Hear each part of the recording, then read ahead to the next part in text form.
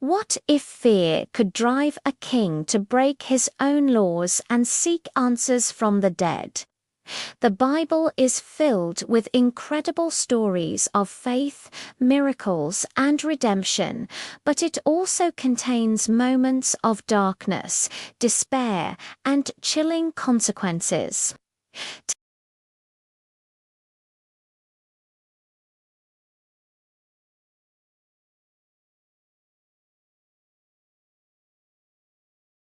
This isn't just a spooky story. It's a profound look at leadership, fear, and the catastrophic results of turning away from God. To understand the gravity of this moment, we need to go back and look at who King Saul was. He wasn't just any king. He was Israel's very first king, chosen by God himself and anointed by the great prophet Samuel. He was tall, handsome, and at the start of his reign, he had God's favor.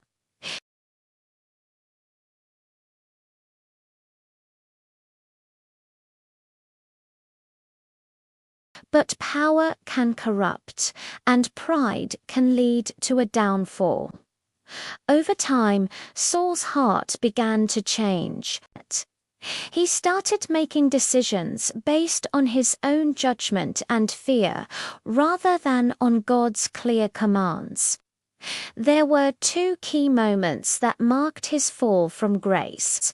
The first was when he was preparing to fight the Philistines.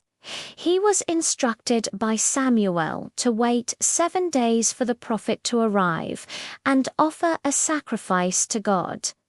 But as the days passed and Samuel didn't show up, Saul grew impatient and anxious. His soldiers were starting to scatter. So, in a moment of panic, Saul took matters into his own hands and offered the sacrifice himself, a role reserved only for the priest. When Samuel finally arrived, he delivered a devastating message. "You have done a foolish thing. You have not kept the command the Lord your God gave you. Your kingdom will not endure." Saul's first major act of disobedience cost him his dynasty. The second major turning point was during a war against the Amalekites.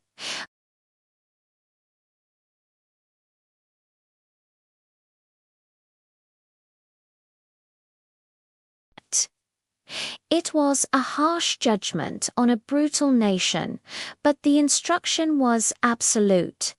However, Saul once again disobeyed. He spared the Amalekite king Agag and kept the best of the sheep and cattle, claiming he wanted to sacrifice them to God. But this was just an excuse.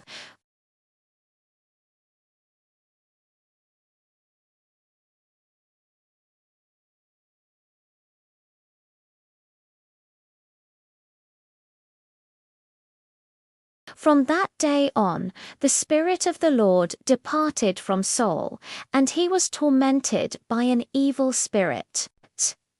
The man who was once filled with divine purpose was now filled with paranoia, jealousy, and fear.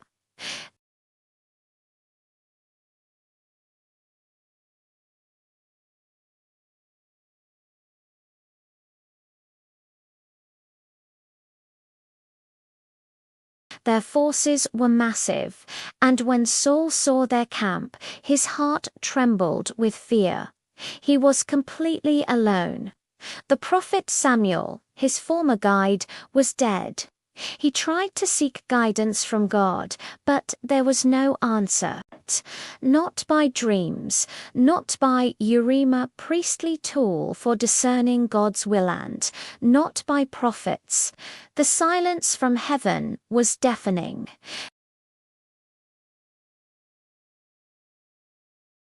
In a kingdom where he himself had outlawed mediums and spiritists, Saul felt he had no other choice. He disguised himself, putting on different clothes, and along with two of his men, he traveled under the cover of night to a town called Endor. His mission: to find a witch, a medium, and ask her to do the one thing he had forbidden: contact the dead. He was looking for Samuel. Imagine the scene. The once mighty king, now shrouded in darkness and disguise, knocking on the door of a woman whose profession he had condemned. The woman was understandably suspicious. She said, "Surely you know what Saul has done. He has cut off the mediums and spiritists from the land. Why are you setting a trap for my life to cause my death?" Saul, in a moment of deep irony, swears an oath to her in the name of the Lord, the very God he had disobeyed, that no harm would come to her.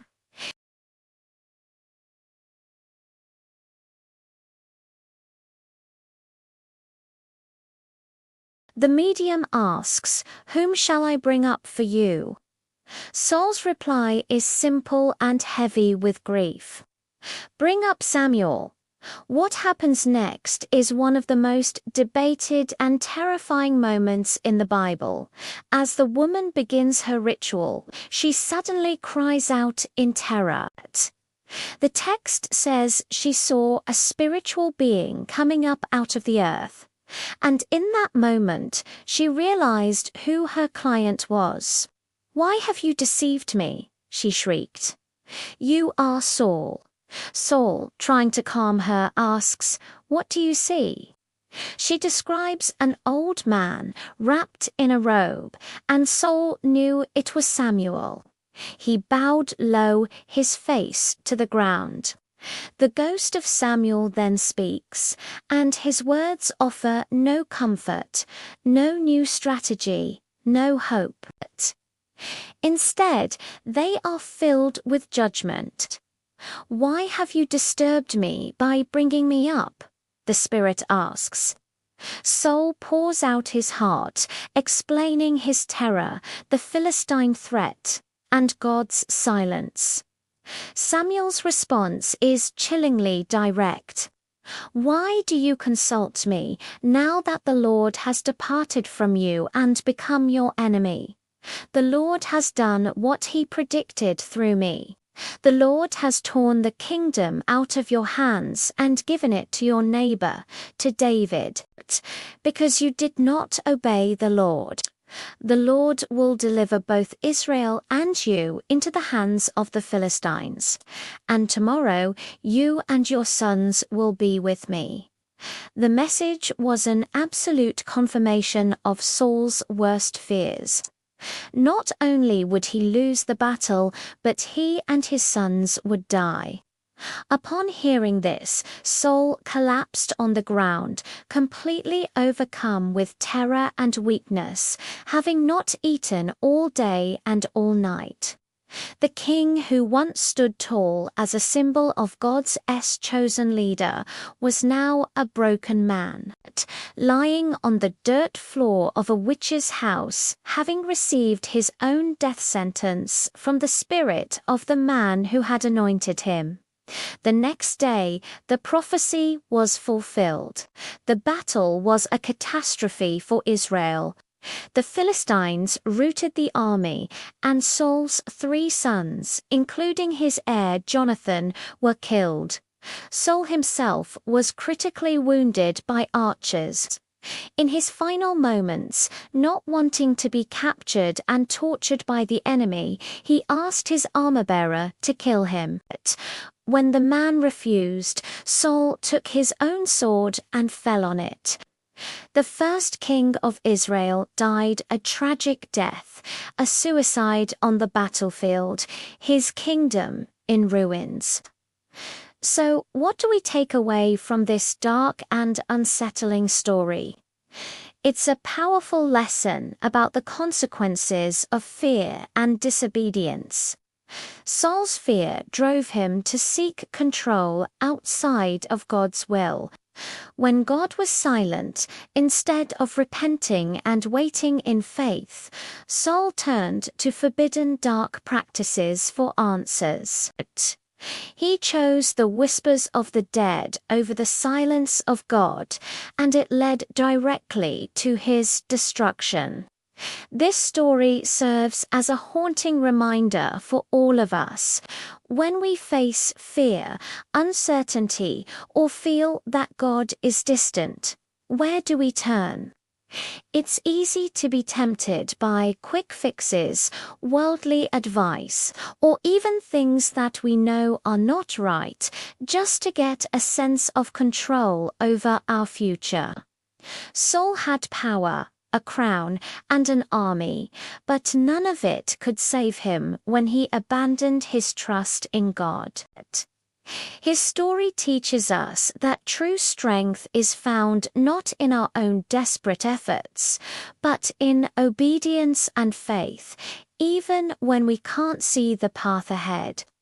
Seeking guidance from any source other than God is a dangerous path that often leads to more fear and despair, not peace and clarity.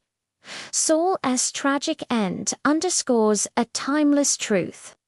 Our best-laid plans and desperate measures are nothing compared to the wisdom and guidance that come from a trusting relationship with God. Thank you for watching. If this story resonated with you, please hit the like button and subscribe for more deep dives into the powerful stories of the Bible. Let me know in the comments what you think about Saul's story. See you in the next video.